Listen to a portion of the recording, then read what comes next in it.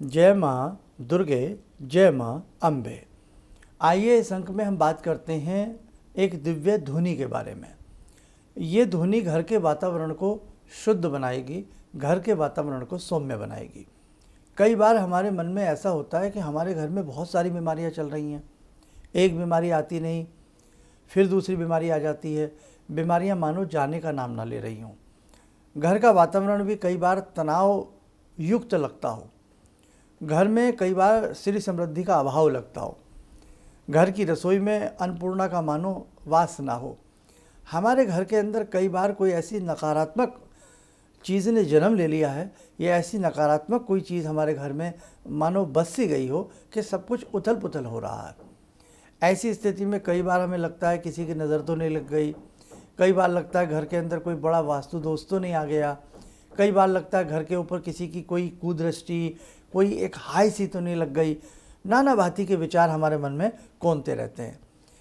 आप जानते होंगे कि कई बार हमारे घर में कोई छोटे छोटे प्रयोग ऐसे होते हैं जो हम करते हैं और अपने घर के वातावरण को हम सुंदर बना सकते हैं, जिसमें एक धुनी का प्रयोग है।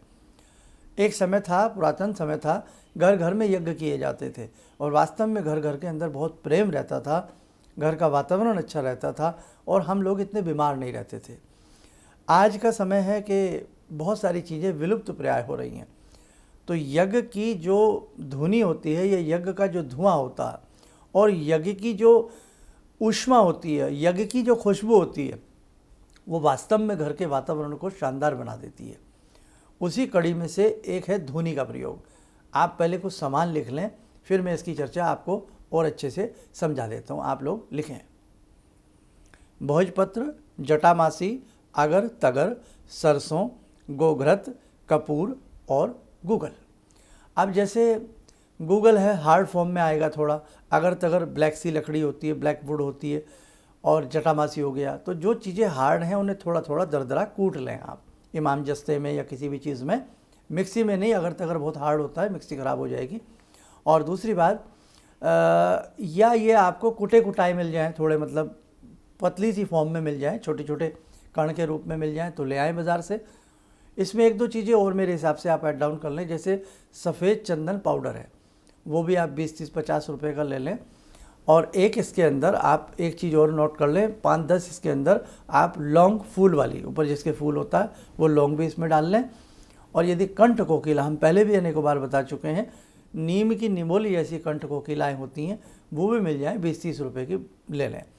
सारी चीज़ों का मिश्रण बना लें, भोजपत्र के छोटे छोटे पीसेस कर लें और सबसे लास्ट में इसमें आप गाय का घी मिला करके मिक्स कर लें।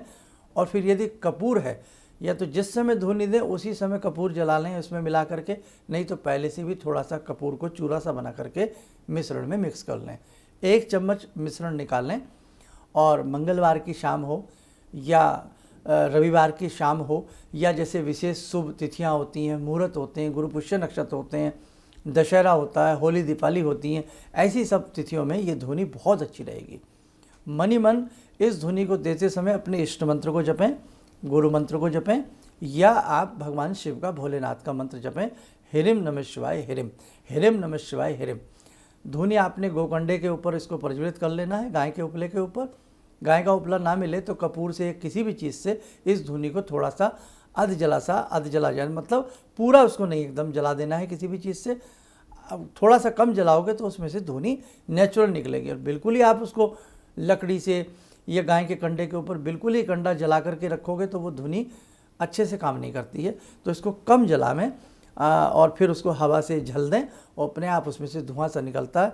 और आजकल तो उसके लंबे लंबे स्पून जैसे भी आते हैं धुनी के देने के लिए, वो भी आप बाज़ार से परचेज़ कर सकते हैं। मंत्र कितनी बार पढ़ना है ऐसा कुछ नहीं है, अंदर से धुनी को प्रारंभ करें, घर के अंदर से, और बाहर तक धुनी को सारे में घुमा दें, लैट्रिन बाथरूम में ना घुमाएं। भावना ये रखें कि मेरा घर शुद्ध हो रहा है, हर प्रकार की अला से, बला से, कुबला से, डाकनी से, साकनी से, हाकनी से, किसी नज़र से, हर चीज़ से मेरा घर शुद्ध हो रहा है। सेकंड बात, हम इन चीज़ों को भी नहीं मानते हैं तो केवल दिमाग में रखें कि एक इसमें देसी द्रव्य हैं, गूगल है, पेड़ों का गोंद टाइप होता है ये, साथ में अगर है, तगर है, भोजपत्र है, लौंग है, सारी चीज़ें शुद्ध हैं ये। तो आप ये समझें कि शुद्ध वस्तुओं से, शुद्ध पदार्थों से हम अपने घर में एक साधारण तरीके से इसकी ध्वनि दे रहे हैं, एक होम सा कर रहे हैं और हमारा घर निश्चित शुद्ध होगा। और वास्तविकता है, घर के अंदर एक छोटी सी अगरबत्ती भी जला दो ना तो घर के अंदर महक हो जाती है।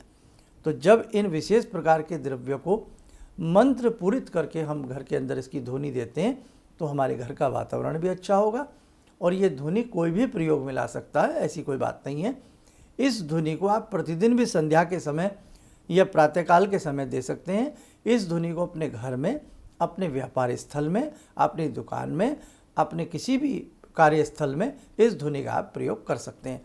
ध्वनि की जो राख बचे, जब वो बिल्कुल ठंडी हो जाए तो किसी गमले आदि में, प्लांट आदि में उसको डाला जा सकता है, कोई ऐसा वहम नहीं है। आप एक बार ये करके देखें, कुछ दिन इस ध्वनि का प्रयोग करें, आपको स्वयं में अपने घर का वातावरण अच्छा नज़र आने लगेगा।